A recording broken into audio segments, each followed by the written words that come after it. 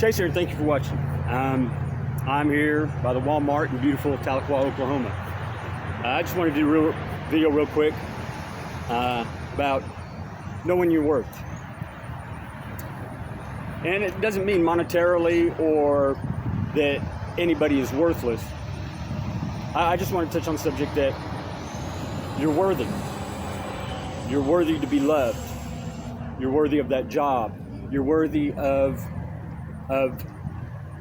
having friends. You're worthy of success. You're worthy. You have worth, but you have to recognize it first. A friend of mine, her son just started, I guess, high school, and he's a big kid, always been a big kid. And yesterday during practice, he ruined his tennis shoes. And when he got to school today, his coach had bought him, I think she said, a new pair of football shoes to practice in. I don't know if they were just regular walking shoes or if they were shoes for actually wearing in the game. But the coach recognized his worth and thought that was enough for him to invest in a new pair of shoes for the kid. Or maybe he just thought, you know, the kid ruined his shoes in practice, I owe him a pair.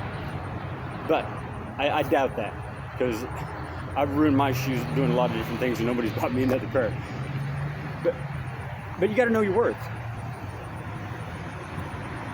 And everybody doesn't have the same worth. And I don't mean that anybody is worth any more or worth any less than anybody, because nobody is higher than anybody, nobody is less than anybody. We're just at different parts in our lives. But you need to know what your worth is. Not to other people, but to yourself. You have to wake up every morning and say, you know what? I'm going to tell you what I do. Every morning when I wake up, I say, any day that I wake up is a good day. Now, that doesn't necessarily mean that I'm going to have a good day, but I have to do what I believe is conducive to having a good day. And that's all about perspective and attitude. I have to have a good perspective and I have to have a good attitude. If you have a shitty perspective and a shitty attitude, you're not going to have a shitty experience in life. So you have to change your attitude. I'm sitting nearby here and traffic is already going through town. So people are sitting here looking at me. I think I'm looking at the pole. So I'm going to show people that I have my phone. I'm not talking to the pole. Maybe if I put my phone over here. Okay, maybe that will work a little bit better. Anyway, know your worth. Right now, I'm unemployed, don't have a house, don't have a job, don't have any money, but I know what I'm worth. I know that I'm worthy because I have certain abilities, certain gifts, if you will, to help other people. My worth is not just for my own benefit. My worth is to benefit other people. But the basis of that is you have to have a good foundation in confidence, in believing in yourself. You can't, Charles, what is his name? Bukowski. He said, if you're going to do anything, do it with everything that you've got or don't even try. And that's what you should do, especially with life. Because we only get one chance. There's no reset button. You don't get to drop a quarter in and play it over. You only get one shot. Make it the most that you want it to be. And it starts out with, it all begins with knowing your worth, loving yourself. And I don't mean like a narcissistic love to where you think everybody should love you. Forget about other people. Love yourself. And if you love yourself, you're going to take care of yourself. If you take care of yourself, you're going to present yourself better. I'll do a video on those two things later, but you have to know that you're worthy. And you have to be worthy. You have that potential to contribute to yourself, to take care of yourself, to love yourself. There's going to always be haters. I have haters. I have people that have written me off, that I've lost their trust, their confidence, their respect, and that's okay, because I don't blame them. I've done some things, and if, in all probability, I don't know. I can't say until I'm there. But I've done some things that have caused people to lose their faith in me. And I'm not doing this the things that I do to regain that faith, I'm doing it so that I can have faith in myself again, so that I can have that confidence, so that those gifts that I have, those abilities that I have, I can employ them again and contribute to others. And when I do that, then those people will have respect for me again. And if they don't, that's fine, because I'll still have it for myself. I'm not perfect. I'm far from it. I've made a lot of mistakes in my life, and that's why I have a lot of knowledge about how to fix them. I don't have my other phone with me, but I used an analogy with my phone. It was shattered, the face, and it quit working. It was dysfunctional. And that's what I did with my life. I had shattered my life. Family, friends, acquaintances, people no longer wanted to associate with me because, well, I wasn't fun anymore. I wasn't that guy that they knew I could be. I had lost my focus about living, about the life I had wanted to live. But I'm on the path back, and I have to reestablish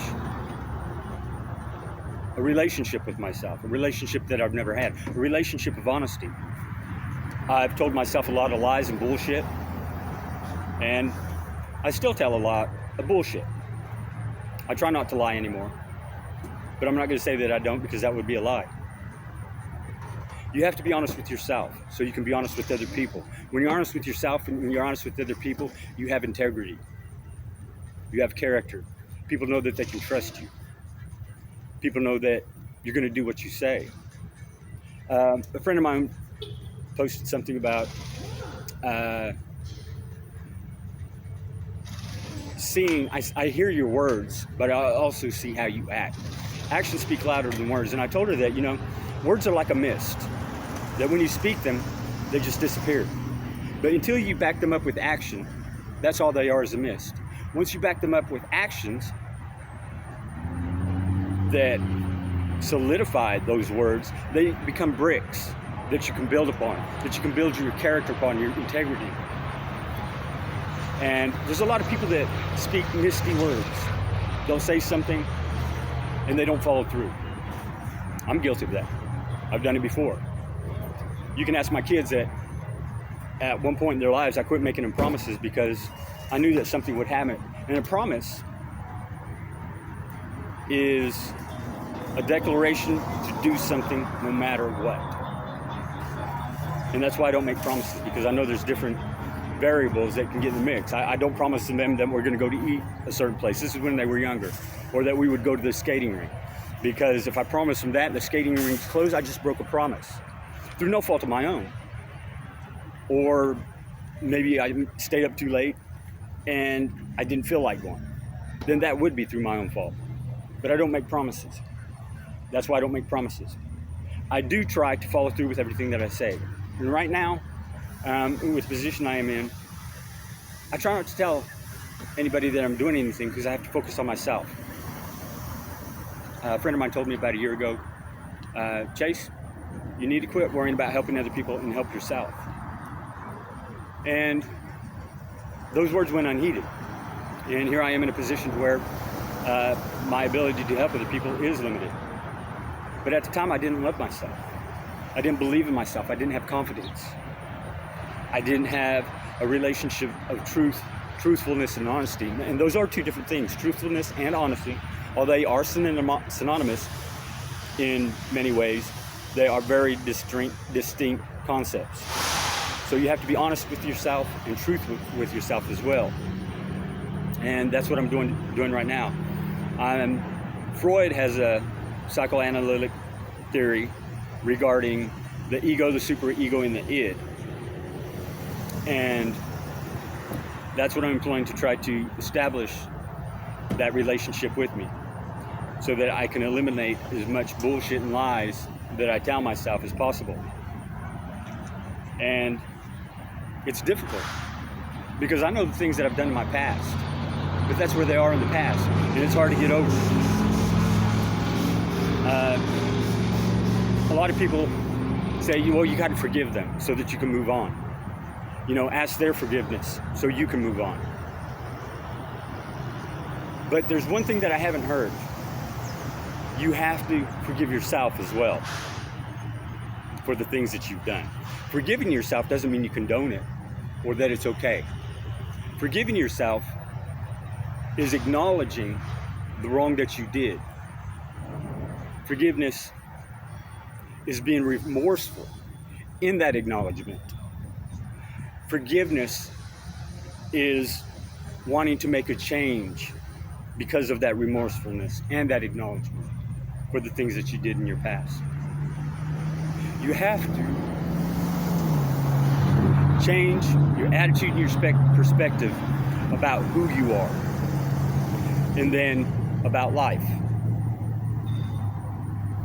so that you can allow others to love you, or not worry about the fact that others don't love you because you love yourself, and that you can enjoy life without worrying about the companionship of others or how other people perceive you, because you have an honest and truthful perspective about who you are, and you know that you're a good person, that you have the capacity to contribute, not just to yourself, to others, and that you are worth loving.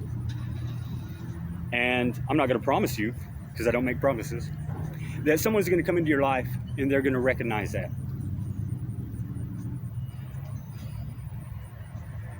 But I'm going to say that if you do that, people will recognize those traits in you, and they will come to love you.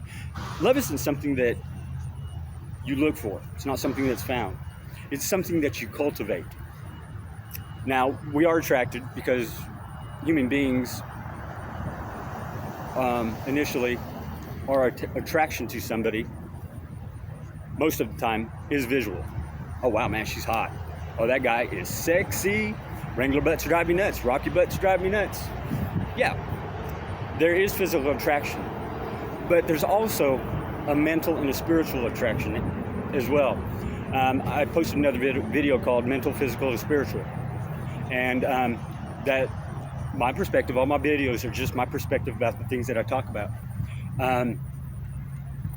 There is that physical attraction to them, but there's also the mental and the spiritual.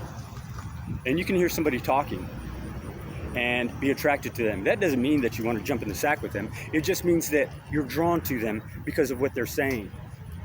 And it's not as superficial as the physical attraction or the spiritual attraction and the mental attraction. I don't think they're superficial at all. I think they're more concrete and more tangent than the physical, because your looks will fade. They can fade. Something can happen, and you may no longer be considered attractive in the norm. But if you have that mental attraction and that spiritual attraction, that won't ever fade if you maintain it. So if you're going to be attracted to somebody, you can be physically attracted to, but make sure that you're also mentally and spiritually attracted to as well. And by spiritually, I don't mean that you go to the same church or that you that you go to church. By spiritual, I mean that you have a belief system within yourself. Even if it's nihilism, that is a faith.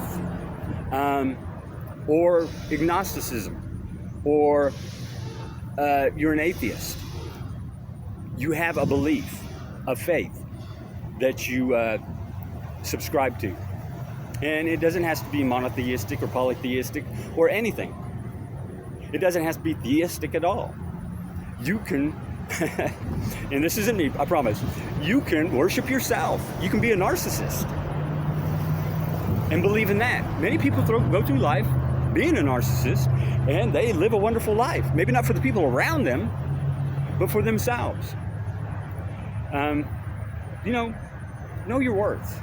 A realistic, honest, truthful sense and evaluation of your worth, because you are worthy. I don't care if it's to be loved by anybody else, but to be loved by yourself. Loved by yourself, not by yourself. Anyway, I've got a couple other videos I want. I'm going to run down here to the